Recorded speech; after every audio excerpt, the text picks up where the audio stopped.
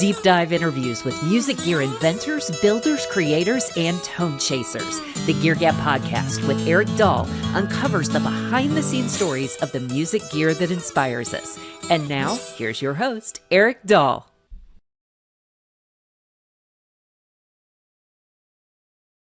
Here we go. Rich DeGento from Acoustic Coffee Company. Rich, I really appreciate you joining the show for this with Gear Gab to talk about coffee. And in fact, I have a cup of your coffee right here I would like to mention. And this is the augmented blend.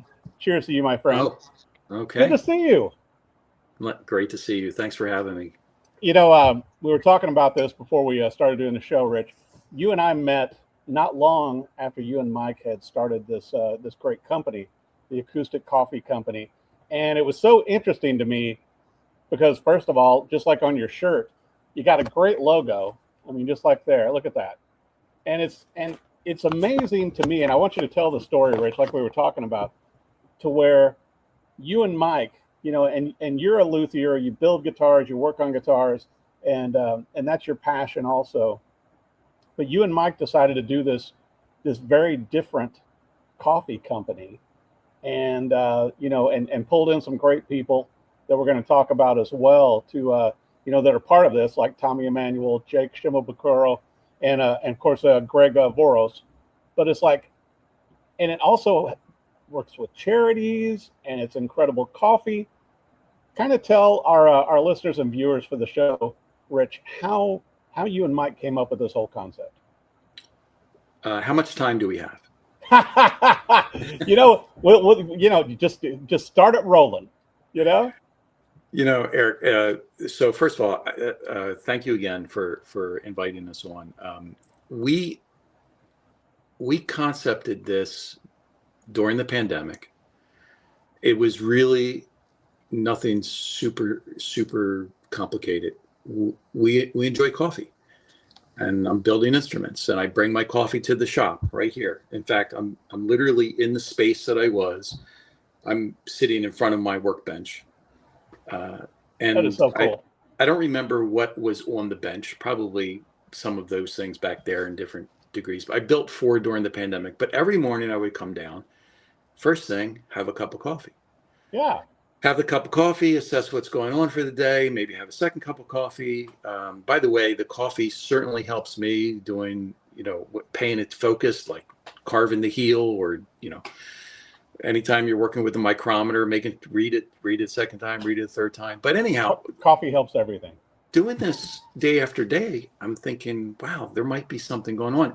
And having a marketing background, I started thinking about all of the other coffees. Well, I want to stay focused on this. The idea was literally born right here where I'm sitting. On the workbench, working on guitars, building guitars. So then it was, okay, there's an idea, but, you know, is it a valid idea? So now you have to kick the tires and do the due diligence and look at the market opportunity. And the market opportunity was, first of all, never, my whole life, you wake up and you have a cup of coffee. You don't really think about what it is you're doing. I know it's a commodity, but not really paying attention from a marketing perspective. Right. So then I started researching how much coffee is consumed. That's ridiculous. I mean, the number of cups that are consumed just in America, and America is not even the largest per capita in terms of consumption.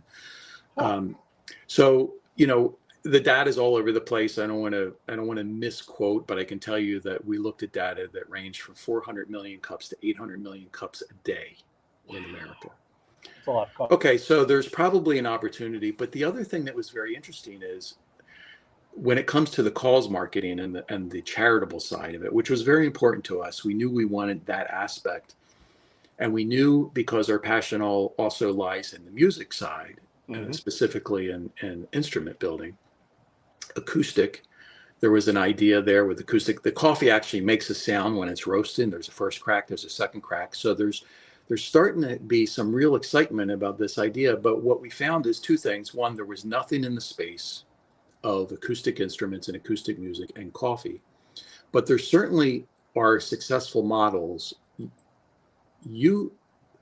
pretty much any cause you can imagine, puppy dogs, kittens, first responders, firemen, there's a Thin Blue Line, there's a coffee that is cancer. There's a coffee out there for that cause. Right. What we didn't find a lot of was coffee that helps support music related charities. Okay. So that's a wonderful opportunity. And then the other thing is, building this idea from the ground up. Where do you even begin? We didn't know where to begin. So, all right, we're going to need branding. Check that box. We can do well, that. And also, yeah, you've got a marketing background, Rich. So yeah, it's like, so the branding and marketing thing, I don't think easy. was ever an issue. And in fact, I got to commend you. Oh, thank you. When you guys launched it, it was, everywhere you were at visually as a musician, it grabbed me, and I was trying to remember how you and I first connected and became friends, and then you ended up coming in studio to the TV studio for the Rock and Review and all that with some of the artists that are involved, with Acoustic Coffee Company. But it's like, but the whole concept of merging music and coffee, and supporting charities, it's like, it just, like I told you before we, started doing the interview, it's just, there's just such a synergy, with what you and Mike came up with, to where, much like the coffee and the beans in these bags, it felt organic. Well, thank you. So thank you for the kind words. I will say this: along this journey, there were some bumps, a lot of bumps.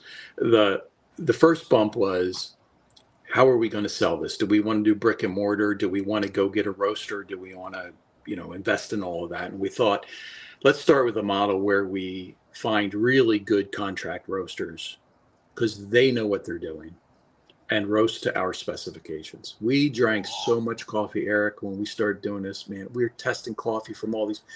You could have called me. You could have called me. I got a coffee addiction. We had so much coffee, we needed the martinis by 11 a.m. just to counteract all of the caffeine. And in all seriousness, we are still operating in a relationship with wonderful roasters. And we decided not to do the brick and mortar. We decided to do it online because we thought, as a launch, we could reach more people. Mm-hmm. Well, and it was a unique concept when you first approached me about it, and I'm sure with a lot of people, and, and certainly, viewers and listeners for the Gear Gab podcast, where the subscription base, was like, it was, to me, it was just, I had to wrap my head around it to kind of understand. But also, if you think about it, Rich, I mean, on a regular basis, none of us go without coffee. There's certain things in your life, you know what I mean, that, for myself speaking and my wife, to where we must have coffee. It's just, that's just, and I was going to tell you this earlier before we started the show, where when I told my mom that you and I were going to be doing an interview together, and she goes, "Oh my gosh, I love that acoustic coffee last time you brought it home, because you came through Nashville and I took my mom some, and she said that's the best coffee." So there you go for Mom. Well, thanks, Mom. That's great. That's great to hear. You're touching on so many different things. So the concept was born. We had to build a website. All right, we got to build a store. We have to do the e-commerce. We got to get the merchant services. The payment gateway. These are all things we're learning because we didn't do this. Mm-hmm. We broke. I won't mention platforms, but we broke 2 of the platforms. They just didn't work. And when I say they didn't work, it's not to say that their platforms aren't working, but they didn't meet our vision for what we. Is that like breaking the internet? We didn't break the internet, but we broke every time we turned around. Well, so here's the other thing. I don't know if I'm going to get in trouble saying this, but you go on the internet, you go to a store, you make a purchase, and everything works seamlessly. So you think, oh, all right, everything's included. Right. What we didn't realize was these storefronts, you create the shell. And then it's like buying a car with no wheels, no engine, no windows, no steering wheel. All of those are third-party apps that bolt onto the storefront. It's like a Maserati. Those are all extra. Everything was extra. So we had to learn that. But anyway, during this whole process, we have to come up with a forecast. Like, what can we expect to get out of this? Sure. And this is probably, if there's one thing that I can share that is the most rewarding of this has been in this experience, is we're not a public company, and therefore we don't have to answer to anybody's expectations on forecast. We are selling great coffee to wonderful people who love music. And if it's one at a time, one additional person a week, we're okay with that. Is because we don't want to sacrifice the quality along the way. Well, and also, to touch on that too, Rich, to where you and Mike really believe in this. And I think that's what comes through. Not only great coffee and the people that you've aligned with, artist wise and luthier wise, but you guys believe in this. You're not just doing this because let's do coffee. Well, well, listen, no matter what business you're in, if you're not believing in it, then I feel bad. But you love it. Yeah, you got to have passion for it. So anyway, but that's connected back to your comment from your mom. So, after year one, we get in our new platform, everything's working great, and the sales are running.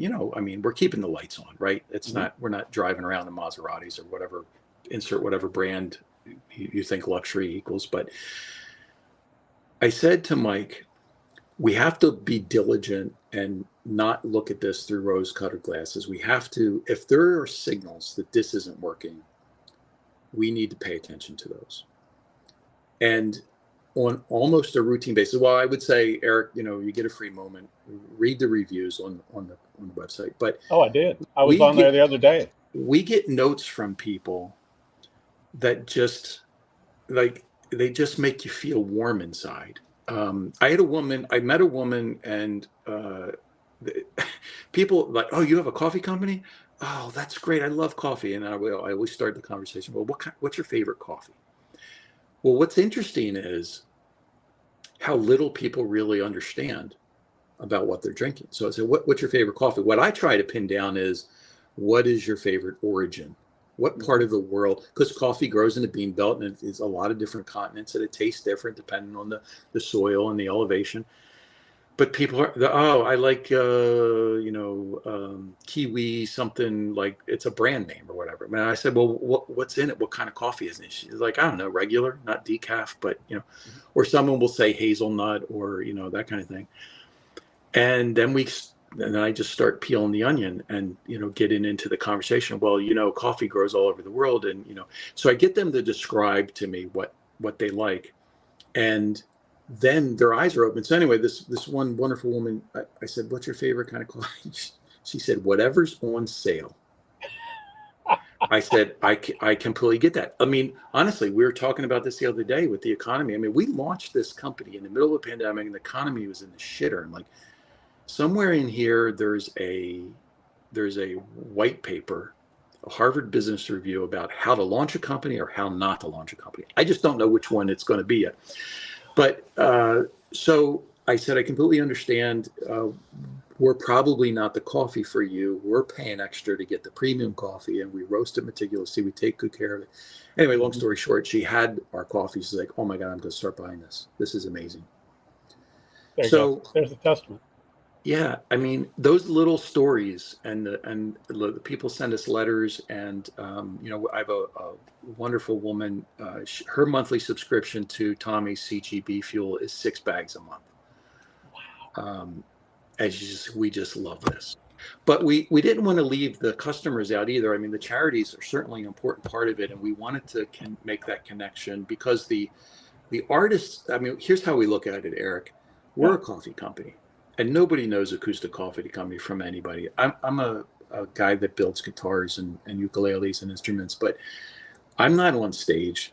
I don't have any ambitions or plans. In fact, I probably never will. My favorite musical talent is my coffee and my guitar in the morning by myself, which by the way, in the research that we've done, the vast majority of people that play guitar play for themselves. For their self. Yeah, I agree with that. And I was going to bring up also that it was so ironic that, building it, while, building the company and the coffee like you and Mike did. And then the first partner is Greg Boros from Gurum Guitars. And I mentioned to you, month or two ago, I was in Gruen and talking with Greg and how proud of the coffee he is and of that partnership. And I remember the marketing and everything you guys did when it first came out. And I thought that's so interesting because, once again, as you and I know, Rich, you don't typically see, luthiers or people behind the scenes being showcased. I mean, maybe, once in a while, like Seymour Duncan making a pickup, in a guitar magazine. But usually it's the stars, whether it be the guitarist, the singer, whoever, the artist on stage, and not the people behind the scenes. And that's one of the things that caught my eye with the Acoustic Coffee Company, that you highlighted different people. Well, so many people are involved in when it comes to the show, right? There are so many people involved, not just the artist that's standing in front of it. The fans know the artist, of course, but we thought long and hard about, like, what's the strap line, what's the tagline for Acoustic Coffee, and because we wanted to recognize exactly what you just said, we settled on coffee that empowers the makers of music. The makers of music are the Tommies and the Jakes and the Lawrence Jubers and Andy McKees that stand on the stage. But the makers of music are the people that make the instruments, the people that set up the show, the people that get the stage ready. I mean, and there's so many.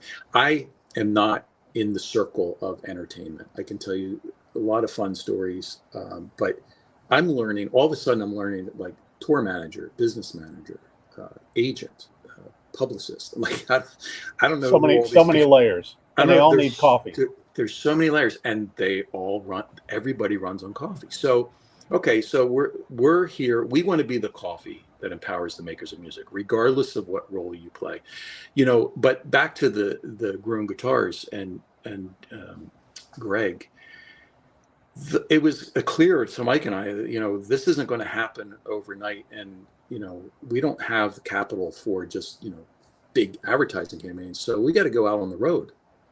All right, well, where are we going to go? Well, I know a little bit in the world of guitar makers, and I'm going to head down to Nashville, and Greg and I connected. I'm going to go visit Greg, and we're going to have a conversation. But went to the shop, visited him. I mean, you can get lost in that second floor of Gruen's. I mean, what a wonderful little tuck.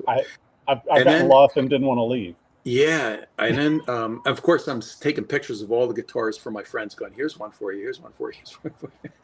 But anyway, so it was the day after, actually, after my visit. Deb and I were walking through downtown, and Greg calls me and he says, "I've been thinking more about what you were talking about, and I want to run an idea past you." And that's when he said he was kind of keeping it very private, his diagnosis.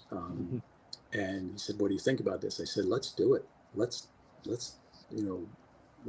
knock this out of the park." So we are so delighted to be able to help, and it's really specific. His fund is specific to Nashville and Vanderbilt and helping the people with MS in that community.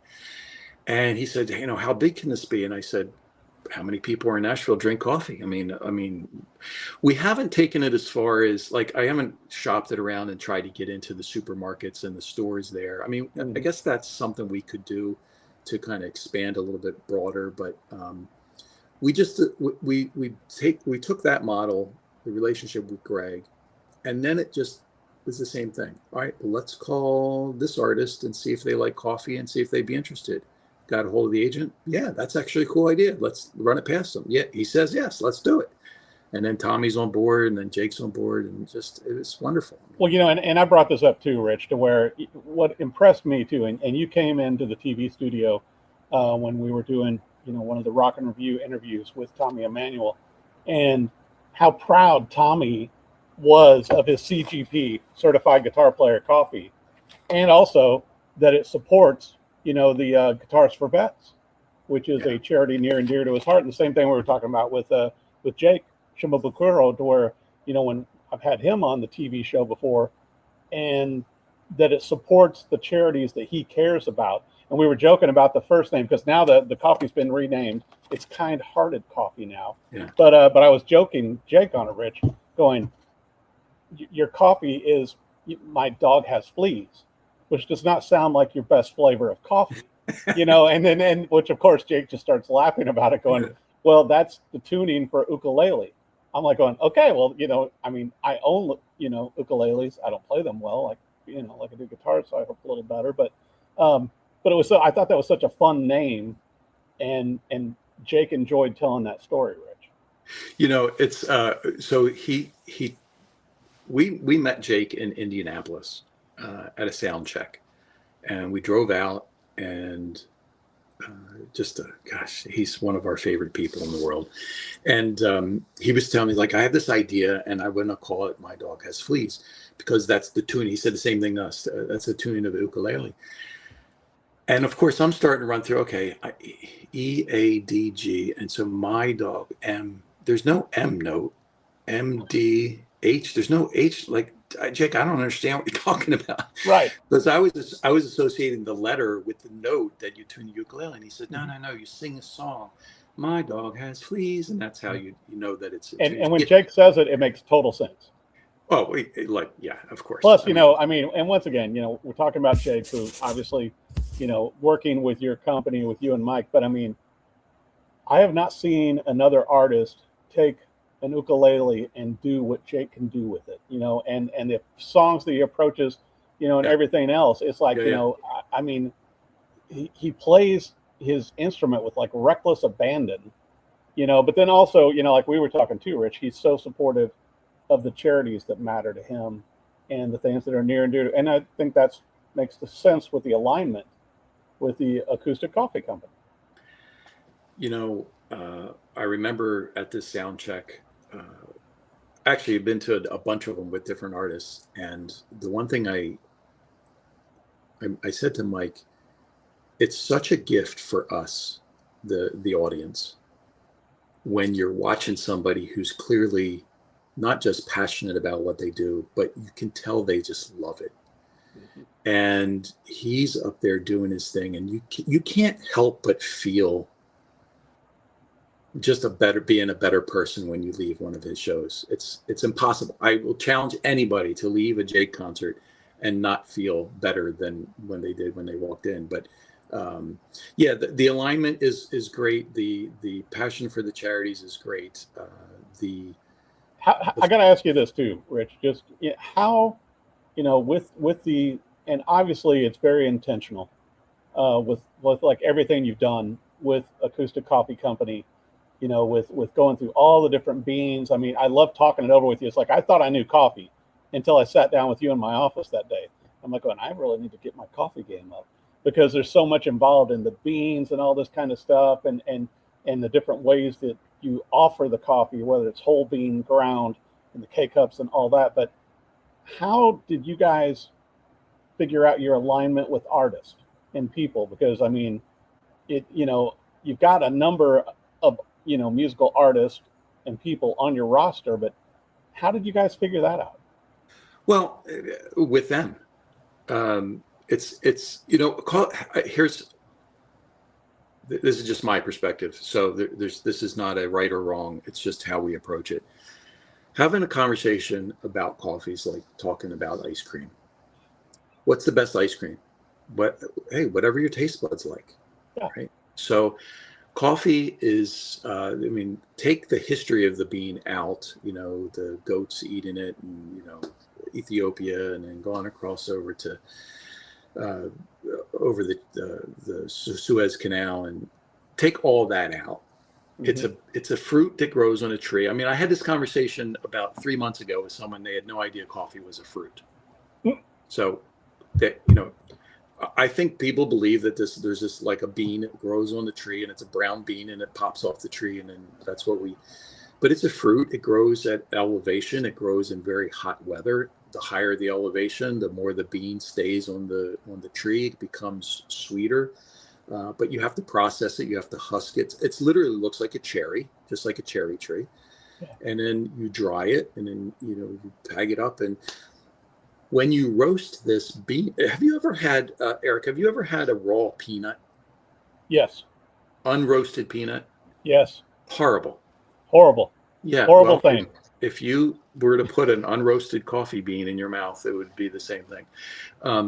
But I was thinking about it too, Rich. It's like, you've had like a master's class on coffee now and on the beans. You know what I mean? It's like I had an artist in studio recently, and we were like drilling down, talking about, all the crazy stuff on guitars. And that's like you with the coffee beans now. It's like you have such a deep knowledge of this, much, much deeper than the average person in the street. Than the average person. But there are people that have so much more knowledge, and we're learning every day. We're learning. There's always something more to learn, which is, that's what I enjoy about life in general. Totally. But back to your question. So with each of the artists, like I'll tell you, I'll share a couple fun verbatims. I don't think I'm violating any, There's no NDA. there's no what's the word I'm looking for? Proprietary IP. There's no intellectual property here. Yeah. So Jake, for example, being from Hawaii, he's passionate about Kona coffee. He's like, I would like my coffee to be Kona coffee. I said, that's great. We want to do that too. The problem with that, Jake, is Kona is so rare, so expensive. Very, very few people are going to be able to enjoy a $50 bag of coffee. Mm-hmm. Oh, you're right. That's important. Do you have any other favorite coffees? And he says, I really have been enjoying Honduras. I'm like, yes, Honduras coffee is delicious. So what we did, and in order legally to call a coffee a Kona blend, it has to have at least 10% of the Kona coffee in the mix. Okay. So I said, well, we don't feel right doing that. So let's put 20% Kona in the mix, in the blend, but we won't double the price of the Kona blend. We'll just offer it at the same. So our margins are significantly less on Jake's coffee, but that's not why we're doing it. We're doing it because we want to celebrate and share with the charities and, build a community of doing it. So that was the Jake conversation. The conversation with Tommy and his team, what's Tommy's favorite coffee? And he said, I love Italian coffee. And I said, well, no coffee really grows in Italy. Maybe what you mean is you really love the espresso when you're sitting in a cafe in pick a city, Milan, Florence, whatever. He's like, absolutely, that's what it was. Okay, that gives us some. That was a starting point. So, yeah. What we did, and we know that the coffee that kind of the Italian blends that classical Italian blends are all South American beans. So what we do, and we do this with every one of our artists, is we'll build a sampler, if you will, blend A, blend B, blend C. We won't tell them what's in it. Just enjoy it. And you extract it however you extract it. You pour overs, you do espressos, you just do drip coffee, French press, whatever your extraction process is. Just enjoy these different blends and let us know what your favorite is. And that's how we approach every blend for every artist. And sure enough, Tommy came back and said, this is my favorite. Good. Well, it's, Peru, Brazil, Colombia. All South American beans, and it makes a really delightful espresso. That's probably another one of our favorites. Is people say, I love espresso beans, and I'm like, well, there's really no espresso tree. It's a coffee bean.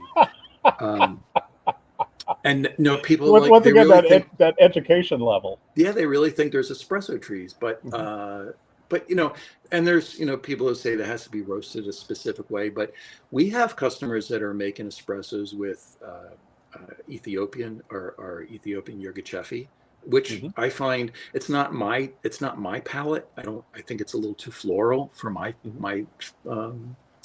preference, but they're making espressos with every one of our different coffees. So, well, and what's interesting too, my daughter has been working at a local coffee company in Nashville. And so I've been learning way more about these other drinks. Fun. Yeah. I mean, it's like it's been a hard education, Rich, because usually with me, I'm having like a flat white, or I want to smell the coffee, and I want to taste the coffee, and I don't want a lot of other stuff in there. Besides, I like some creamer, maybe sweetener, but it's like going, I want the real deal. Whereas my father drank all coffee straight black. That's just the way. He didn't want any creamer, no sweet, nothing. And but I think also what's so tantalizing, and certainly, when I was brewing the cup of your coffee before we did the show, the smell to where I like when I'm waking up in the morning and certainly having my 2 to 3 cups in the morning, the smell is almost as invigorating as the flavor. Because I think good coffee, great coffee is so aromatic, don't you? Oh, without question. For it's interesting to watch the evolution, looking at the numbers just in the last 5 years. More people that I just saw this, more people that enjoy coffee daily for the first time are drinking specialty coffee as opposed to regular standard, what we call standard coffee. So the on the shelf store brands, the big brands, right? Which means they're getting better quality coffee, and they're getting coffee that is roasted correctly. I don't want to get into disparaging comments, because there are very, very large coffee companies out there that economically are doing wonderfully. But when you roast massive quantities of coffee, the one way to make it consistent is to over roast it or burn it. But one of the things that's important to understand you have this fruit, like I was telling you, and the raw bean, and the roasting process unlocks the sugars that are trapped in this bean. And as you roast it, it becomes more aromatic, it becomes more flavorful. But the further you go on that roasting profile, the more you're cooking out the natural flavors. So wine is a good comparator. If you have a grape like a Cab that's growing in Napa or Alexander Valley, and you compare that to a grape that's growing in France, the flavor of that grape is going to be different. Totally. Because you've got the sunlight, you've got the water, the rain, mostly the minerals, the minerals. But all of that contributes to the flavor profile. Well, that's the same thing in coffee. So people that are really enjoying, I drink the coffee black. I enjoy the flavor of the coffee without anything in it. And I like to experiment. Oh, the Sumatra. I love the robustness and the power of Sumatra. I love the snappiness of a Costa Rica. The smoothness of Brazil. Brazil is Mike's favorite. Brazil Bourbon Santos is our single origin from there, and you can really start. It's like having a flight of wine. If you had the 4 different coffees in front of you, you would have it. And so I don't like to put the sugar and the cream in there, because I want to taste the actual coffee itself. So, but the more you roast it, the more that origin flavor gets roasted out. Now, why is that important? Think about it. Okay. So now there's a challenge with getting my beans from this region because of a frost or a disease or something. Sure. Well, I'm just going to substitute it with another bean, and we're roasting it to death anyway. People just want a cup of coffee, and most people are putting cream and sugar in it anyway. So it's least disruptive to the giant manufacturers who are just cranking through hundreds of thousands of tons of coffee. But to this conversation, I've had this, thousands of times with the local roasters, the mom and pop roasters that are very proud of their beans and how they care for the coffee. That's a different experience. Oh, so, yeah. It's well, and that's the thing too. I mean, and like you brought up too, and I was going to bring up, how well the Acoustic Coffee Company is doing now, how you guys are flourishing and growing. But to me also, coffee is an affordable treat. You know what I mean? It's something that you enjoy, but it's like going, you're giving yourself, just like you mentioned ice cream earlier when we were talking, to where it's like, it's a treat. It's like going, because I remember like with my grandparents, Rich, and they, my grandpa came from a Swedish family and everything, and coffee was a big deal. And they had 2 pots of coffee going all day long. One regular, one decaf, from the time they got up until when they went to bed. And it was just, it was part of the life experience. But I think for a lot of us, just like with a lot of these coffee places that people go and get their drinks, and they write their name on the cup, and it makes them feel special. And it's like giving yourself permission to have better coffee, but it's so interesting to me. And I always learn talking with you, Rich, to where you guys have taken like great coffee and then merged it with music, and then with charities, it's like everything all mixed together. Well, there's one other ingredient in this mix that I want to make sure that your Is that love? your audience. Well, you could say it's love, but it's how. So I had somebody the other day. So we were at a show. What show were we at? I can't remember. It might have been Dallas, and we went down to the Dallas show, and It's a great show. we put up a booth. Great guitar show. Let's see what happens. And somebody came up, and it was in jest. I know that they were just being kind of like cute about it, but they said, "Is this coffee going to make me better?" And I said, "Actually, it will." And now here's how I justified that, because we've also spent a lot of time building our family and network of rewards partners. Mm-hmm. So as everyone's enjoying this coffee, this is our way of also giving back to the customers to say thank you. So we've decided everybody will, so we as consumers, we've gotten so conditioned to wait for it to go on sale, wait for it to go on sale, wait for it to go on sale, wait for it to go on sale. And we all know, I mean, if you're buying a suit that's $400 off, and they're still making a profit on it, then they're jacking the price with. So we don't do that. We have to have a margin. We don't put our coffee on sale. Very rarely. In fact, here's a little commercial for people that might be interested. We also don't fill your inbox with emails. I'm on lists where I get 7, 6, 10 emails every day from the same, don't forget this, don't forget this. We'll send out emails. I don't know. I mean, you get the confirmation emails. Thank you for your order. This is coming now. Your order just shipped. You're supporting this charity. It's kind of more confirmational transaction. Right. But we might send out 4 marketing emails a year, maybe. Anyway, but what we've done is we decided in our business model, all right, Eric, you're a customer. Here's the price of the coffee. We hope you're enjoying it. After you've made 10 purchases, you're now silver, and you get 10% off the coffee. Not you have to do that again next year. You now get 10% off the coffee for the rest of your life. And then gold is 15% off, and then platinum is 20% off. But that stays with you forever. So that's the first way we say thank you, because we would much rather have our customers keep coming back. Right, and you've got regular customers then that are committed to Acoustic Coffee Company and also to the charities that they're supporting through it. And then here's the kind of, we call it the cherry on top. Thank you is you earn the points. Everybody knows rewards points, hotel points and airline miles and everything. So people understand the model.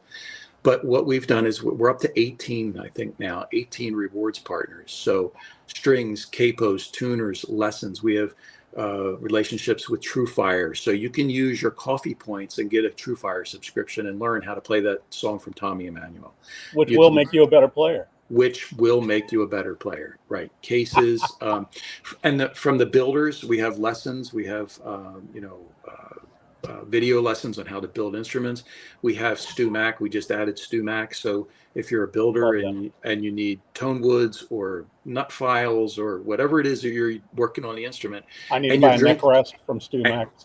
And you're drinking coffee anyway, then it's a way you can use your points for things that are more than just coffee. So that's how we say thank you to our customers, and everybody feels good because we're doing good things with musical charities. And I think it's such a great model, Rich. And I was going to ask you too, how many different types of coffee does the Acoustic Coffee Company offer now? Ooh, that's a great question. I think put you on the spot, didn't I? Yeah, I'm going to say somewhere around 35.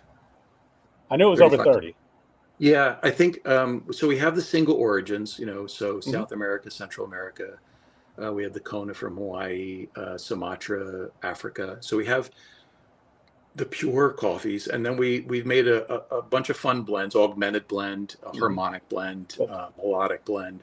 Melodic is organic, augmented. Yeah, so that's Central and South America. I really like your blends. I mean, I think the Sumatra is incredible. And all of the artists, our signature blends are all blends. So it doesn't, we kind of say, let's have fun with this, as opposed to, allowing or having an artist have just Brazil coffee or something like that. You know, what's funny too, Rich, and I didn't tell you this earlier, is that from the first time that you came to visit me, I think here in Nashville, I still have the Acoustic Coffee Company coasters on my desk at work. So when any time I have, artists in to come on the TV show or something, I'm using one right now, in fact. So on is it the cork one? Yeah. So that's the other thing we've done is stickers, picks. We have the picks made, and great T-shirts, case like candy. So on. yeah, when you get your coffee, you'll get a coaster or a set of picks or something to surprise you. And the other thing, I'm very respectful of people's privacy. So we don't sell anything. We never will sell anything. No data. If people want to, they can create an account, and then there's a form. Eric, tell us a little bit about yourself. What's your favorite coffee? What's your favorite pick gauge? What's your favorite string gauge? What T-shirt size are you? And we get to know you that way, right? What instruments do you play? Are you a beginner, intermediate, advanced? That kind of stuff. Just when I filled that out the first time too, Rich, I'll tell you how it felt to me. Once again, being a musician, just like yourself, it felt like I was really sharing of myself, because when you talk about your pick gauge and your string gauge and your main instrument and this kind, it's stuff that you share with other musicians. And I kind of felt like when I was filling out that profile, that I was sharing of myself, that you don't just share randomly. Well, with other musicians. But it can still feel a little weird. I'm just saying, we were. I thought it was fun. We were sensitive to it, but people ask me like, why do you ask all that information? I'm like, well, you know what? When you get your coffee on your birthday month, maybe there's a set of strings in there. I don't know. Just saying.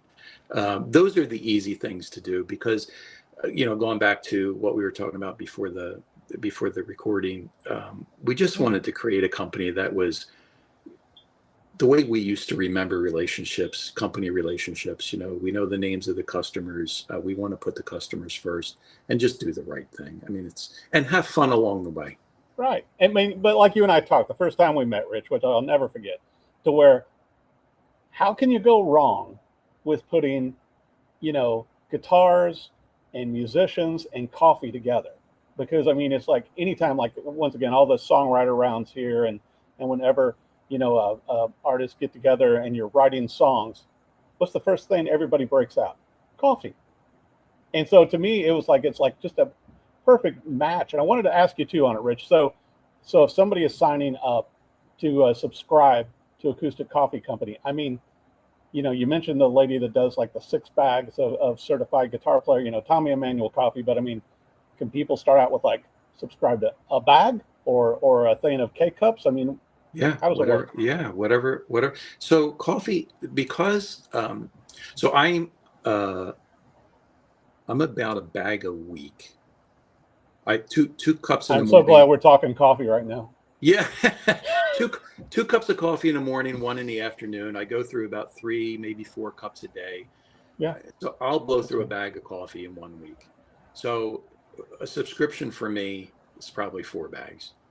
Yeah. What I'm saying is, but that's not everybody. Some people do it as a treat. The coffee that we made for Lawrence Juber, he approached us and said, can you make something that's not so caffeinated? So we did a half calf for Lawrence, because he wanted an after dinner coffee that didn't keep him jittery and everything. And I'm like, perfect. And now we have a half calf. We call it our finger style half calf. And the half calf would be perfect also for like after dinner with a dessert. Exactly. Because you want coffee, but like, I don't know, I'm not a fan of decaf, but a half calf, I could do that. I could get. I was talking. I was either texting him or emailing. I can't remember, Lawrence, a couple of days ago, and I just said, you pissed me off. He is so technically advanced and perfect in his everything he does. There's not one missed note. And I listen to it and I just go, you make me angry. He just. It's like so many artists like that, especially when you go see them live. And you see them in a performance, and it's like going, either I need to go home and practice a lot more guitar, or burn, or give them away. So it's like what am I going to do here? So when we were in the studio, before you guys were adjusting the light or something, and I leaned over to Tommy and I said, you're also making me very angry with he does that Beatles medley day tripper thing where he's playing all 6 parts at the same time. Mm-hmm. And I said, I tried that a million times. And he comes over with his guitar and goes, oh, let me show you the trick. The bass note, you reach in with your thumb, you miss this note, like it was nothing to him. And I said, yeah, I don't think that's going to do it, Tommy. It's so funny because, and once again, such a great artist to have as a part of the Acoustic Coffee Company. But, from my interviewing Tommy over the years for TV, for magazine, whatever, he is so encouraging, just like what he does with his camps and everything, Rich, to where, even when I've played, I was in his house before and I was playing one of his vintage Martins. He's like, you should play more often. It's like going, I'm around people like you who are insanely good. It's like I saw Tommy at the Ryman when he was on tour here last year. What a great venue. Yeah. Yeah, just amazing. Well, and I know also, talking about the coffee and everything, Rich, with Acoustic Coffee Company, that the Gear Gab podcast is going to be working with the company now also. Now, we haven't gone to the point of having our own coffee or anything, but we are going to offer, to you a code for people who are buying coffee. Sure. Right? Yeah, absolutely. You're welcome to share that code with as many people as you like. Our goal is to by next week dislodge the big green monster. So well, and I'm gonna, can I share it on the show right now? Of course, yeah. Okay, absolutely. well, our code for listeners and viewers of the Gear Gab podcast, if you go onto the Acoustic Coffee Company and you're making your order, load in Gear Gab. So it's like all, no space in between those two words, Gear Gab, and that gets your how much of a percentage off, Rich? I think, what did we say, 20% first order? I think so. Yeah, first order, 20% off. And also, I think, and I got to say this too, Rich. Once again, being such a huge fan of the coffee and what you and Mike do with this company, it's a great way to try it out, to see what you like and in whatever form you like to enjoy coffee, whether that is with the raw beans or the ground or the K-cups. I think it's a fun way to give it a shot. And I mean, and I told you this too, and I know you're the marketing guy like me, Rich, but I love the new T-shirts you guys are doing. Oh, thanks. With the coffee and the strings like you're wearing, it's like, it just looks cool. Yeah, thanks. Yeah, you guys are never selly or pitchy about the coffee. I think what you always do, like when you're at the TV studio, I'll never forget this. And it was such a cool thing to where you went and made coffee for everybody. Yeah, well, and so it's like going, well, that's, because a lot of times I have artists come in and they're like, hey, can your assistant get coffee? It's like, I am my assistant. I'll go get your coffee. Yeah. But you went and made coffee, for all of us there. And it was like in the whole office and the studio. And I mean, everything smelled great and it tasted great. And how can you be unhappy or in a bad mood with good coffee? Coffee is, I agree with you, first of all. But I really believe that coffee is that it brings everybody around the table. We can sit and have a wonderful conversation about pretty much anything. Enjoy the coffee. The coffee, I call it the coffee ritual, is different for everybody, just like the flavor is different. A lot of people, before they pick up their guitar, they love the idea of grinding the beans, doing the pour over, the meticulous pour over to get that perfect cup. I happen to gravitate to a double espresso Americano. So I do a double shot of either the South American beans. I love the Sumatra. It makes a wonderful espresso. And then, the perfect temperature hot water.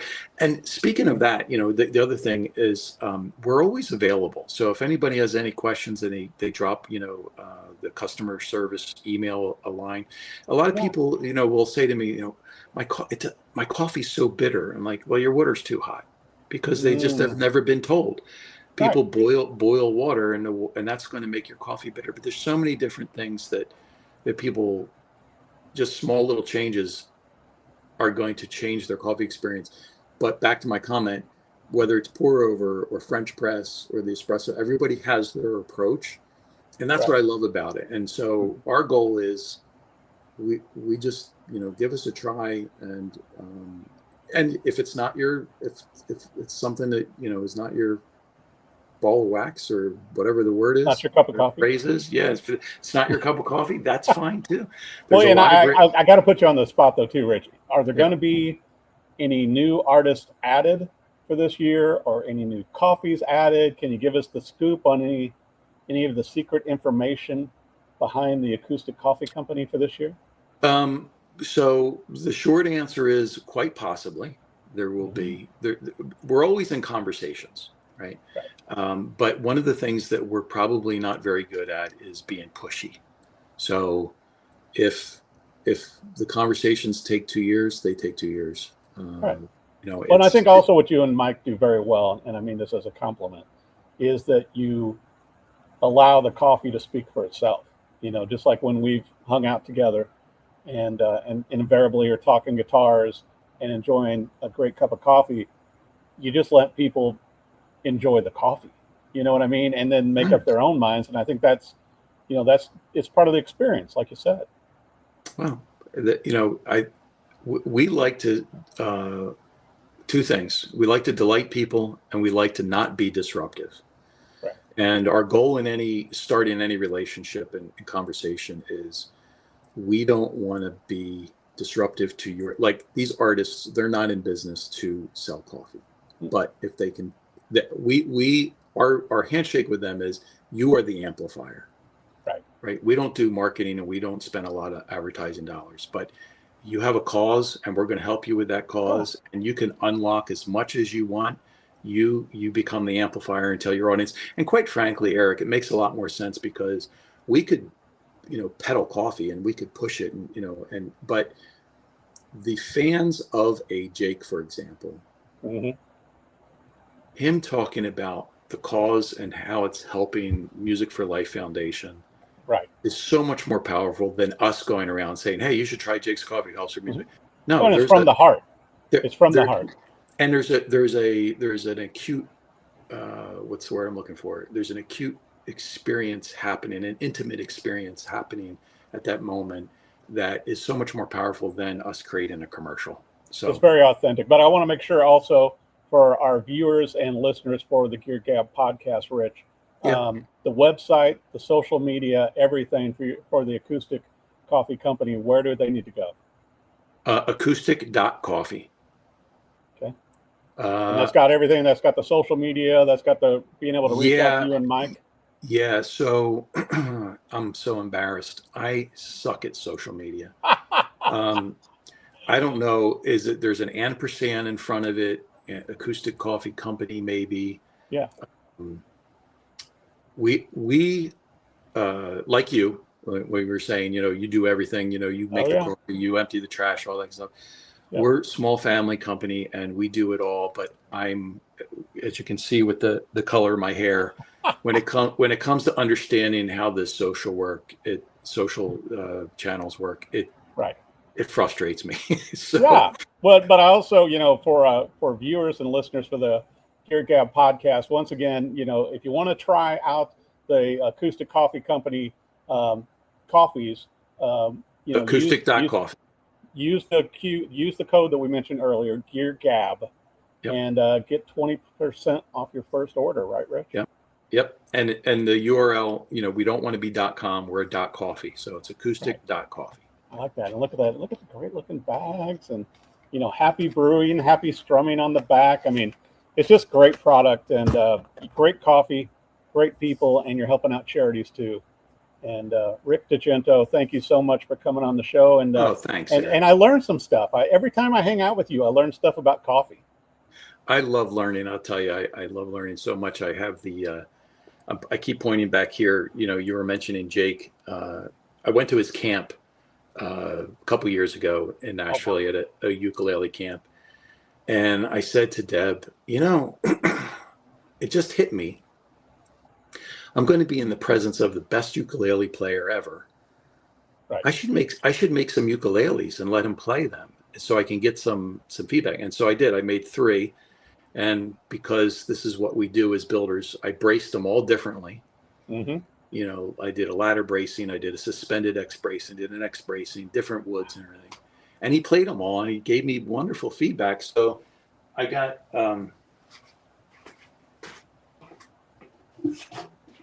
I got this guy bringing up. Oh my close. gosh! So I got this guy that I'm working on right now. That's Look at that binding. Yeah, That is beautiful. It's a nice koa binding, and got some pearl in there, and this is a German spruce top, and then a quilted back. How much coffee did it take to make that? I don't remember, to be exactly. You should do that when you're doing builds, Rich. You should mark down how many cups, and then like a little note of this is how much coffee it was required to make this ukulele or guitar. It's probably the same amount, because if I up the coffee amount, then all the carving and everything it'd be easy to destroy it. I know, it's got to be just right. Yeah. Well, Rich, thanks so much for coming on the show. Be sure and visit their website for the Acoustic Coffee Company, and check out their great coffees. Obviously, a lot of incredible musicians involved, and also the charities they support. Rick DeGento, thanks again for coming on the show, and we'll see you soon in Nashville. All right. Thanks for joining the Gear Gab Podcast with Eric Dahl. Subscribe to our weekly conversations on your favorite platform.